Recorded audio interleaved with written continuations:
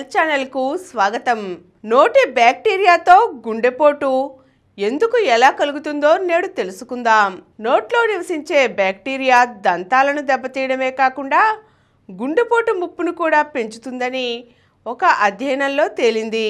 ఫిన్లాండ్లోని ట్యాంపెర్ విశ్వవిద్యాలయానికి చెందిన పరిశోధకులు గుండె జబ్బులతో బాధపడే రోగులతో పాటు అకస్మాత్తుగా గుండెపోటుతో ప్రాణాలు కోల్పోయిన రోగుల గుండె రక్తనాళాల్లోని పూడికలను సేకరించి పరీక్షించినప్పుడు 40% పూడికల్లో నోటి బ్యాక్టీరియాకు చెందిన జన్యు ఆనవాళ్లు కనిపించాయి. ఇవన్నీ స్ట్రెప్టోకోకై సమూహానికి చెందిన బ్యాక్టీరియాలని, వ్యాధి నిరోధక శక్తిలోకి చొరబడలేని కొన్ని సూక్ష్మజీవులు గుండె రక్తనాళాల్లోని పూడికల్లో పేరుకుపోయి పూడికలను చెదరగొట్టి గుండెపోట్లకు కారణమవుతూ ఉంటాయని పరిశోధకులు అంచనా వేస్తున్నారు. నోటి పరిశుభ్రత గుండె ఆరోగ్యానికి మధ్య ఉన్న దీర్ఘకాలపు అనుబంధానికి సంబంధించిన ఆధారాలను ఈ అధ్యయనం బలం చేకూరుస్తోంది. ఇతర ఇన్ఫెక్షన్లు, పోషకాహార లోపాలు, ఒత్తిళ్ల వల్ల ప్రేరేపితమయ్యే నిద్రాణ స్థితిలోని బ్యాక్టీరియా కాలనీలు రక్తనాళాల్లోని పూడికలను ఛిద్రం చేసి రక్త ప్రవాహానికి అడ్డుపడేలా దోహదపడుతున్నాయి.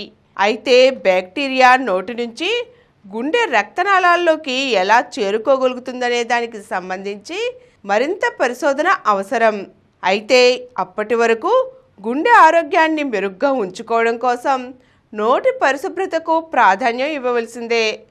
రోజుకు 2 సార్లు దంతాలను శుభ్రం చేసుకోవాలని పరిశోధకులు సూచిస్తున్నారు. ఈరోజు మనం నోటి బ్యాక్టీరియాతో గుండెపోటు వచ్చే అవకాశం ఎంత మేరకు ఉందో తెలుసుకున్నాం కదండి. మరో చక్కని అంశంతో మళ్ళీ కలుద్దాం. ఈ కార్యక్రమం మీకు ఎంతో నచ్చింది కదా. ఇటువంటి మరిన్ని వీడియోల కోసం అనతి కాలంలోనే 20 కోట్లకు పైగా వ్యూస్ సాధించిన సమరం ఛానల్ సమర్పించు సమరం హెల్త్ ఛానల్కు సబ్స్క్రైబ్ చేయండి, లైక్ చేయండి, మీ ఫ్రెండ్స్కి షేర్ చేయండి. అలాగే ప్రక్కనున్న గంట సింబల్ని ప్రెస్ చేయడం మర్చిపోకండి.